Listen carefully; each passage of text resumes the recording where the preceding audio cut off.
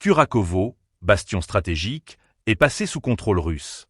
Les derniers rapports confirment que le quartier Yuzhny, ainsi que l'ensemble des zones résidentielles de cette ville de la région de Donetsk, ont été totalement libérés des forces ukrainiennes.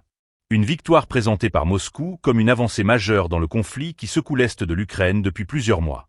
Cette prise marque un tournant stratégique dans la campagne militaire de Moscou en République populaire de Donetsk. Kurakovo est en effet situé sur une voie de communication cruciale reliant plusieurs zones contestées. Sa capture permet aux forces russes d'améliorer leur contrôle logistique et de renforcer leur présence dans cette région stratégique. Les analystes estiment que cette avancée pourrait précéder une nouvelle phase d'opération visant des cibles encore plus sensibles dans la région. Cependant, cette victoire ne s'est pas faite sans un coût significatif. Les affrontements à Kurakovo auraient été parmi les plus intenses de ces dernières semaines, impliquant un usage massif d'artillerie lourde, de drones et de forces spéciales. Des destructions importantes ont été signalées dans plusieurs zones de la ville, affectant des infrastructures civiles et militaires. Selon des sources locales, des évacuations massives de civils ont été organisées avant le début des combats les plus violents, mais la situation humanitaire reste préoccupante.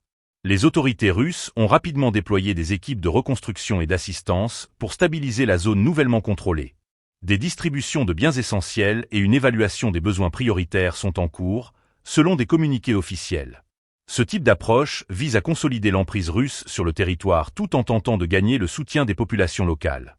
Pour Kiev, la perte de Kurakovo représente un revers significatif dans un conflit où chaque localité reprise ou perdue a une portée politique et militaire majeure. Les forces ukrainiennes se préparent probablement à des contre-attaques dans les zones voisines, cherchant à enrayer la progression russe. Mais avec cette dernière victoire, Moscou semble renforcer son contrôle sur la République populaire de Donetsk, ajoutant une nouvelle pièce à son échiquier stratégique.